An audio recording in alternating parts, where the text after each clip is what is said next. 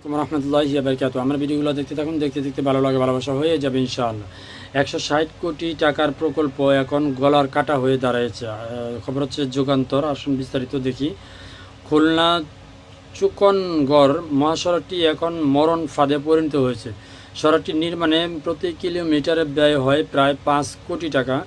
মাত্র 4.5 বছরে নষ্ট হওয়া 160 কোটি টাকা ব্যয় নির্মিত মহাসড়কটি নির্মাণ প্রক্রিয়া নিয়ে প্রশ্ন উঠেছে।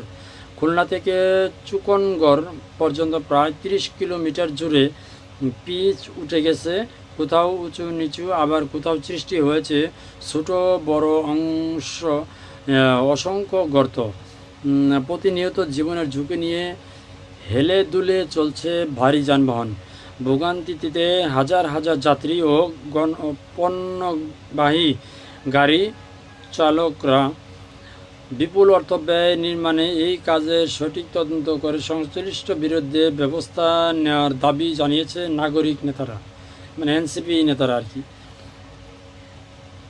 স্থানীয় বাসিন্দা ও ভুক্তভোগীদের অভিযোগ, নিম্নমানের উপকরণ ব্যবহার এবং ঠিকাদারদের চরম গাফলতির কারণে যে সড়কটি দক্ষিণের অর্থনৈতিক গুরুত্বপূর্ণ ভূমিকা রাখার কথা ছিল সেটি এখন দুর্ভোগের কারণ হয়ে দাঁড়িয়েছে। বিশেষ করে খুলনা সাতক্ষীরা মহাসড়কের 0 পয়েন্ট থেকে ডুমুরিয়ার চুকনগড় 18 মাইল বাজার পর্যন্ত প্রায় 33 কিলোমিটার অবস্থা সবচাইতে করুণ। বৃহত্তর আমরা খুলনাবাসীর সভাপতি ডক্টর নাসির উদ্দিন বলেন, সড়কটি যখন নির্মাণ করা হয় তখন এই অঞ্চলের মানুষ খুশি হয়েছিল। মংলা বন্দর ও বোমরা বন্দর দিয়ে আমদানি রপ্তানির কাজ সহজ হওয়ার কথা ছিল। তবে কয়েক বছর যেতে না যেতেই সেই খুশি দুর্ভোগে পরিণত হয়। খুলনা সড়ক বিভাগের তথ্য অনুযায়ী খুলনা চুকনগড় সাতক্ষীরার মহাসড়কের মোট দৈর্ঘ্য 64 কিলোমিটার এবং মোট 33 কিলোমিটার খুলনার অংশ ও বাকি অংশ সাতক্ষীরা জেলার পড়েছে। বোমরা স্থলবন্দর থেকে এই সড়ক দিয়ে ঢাকাতে পণ্য সরবরাহ করেন ট্রাক চালক মেদাসের আলী। তিনি বলেন, দিনে কমপক্ষে 100টির বেশি পাথর বোঝাই ডাম ট্রাক এখান দিয়ে চলাচল করে।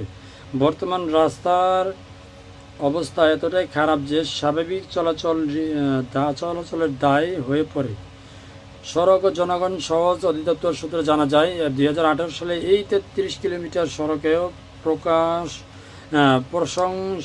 প্রশস্তকরণ ও উন্নয়নের জন্য 160 কোটি টাকা বরাদ্দ করা হয়েছিল।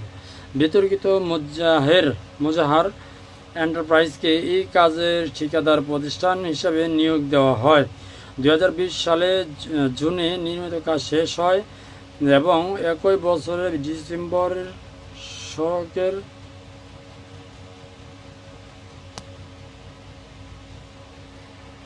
ধন্যবাদ সবাইকে।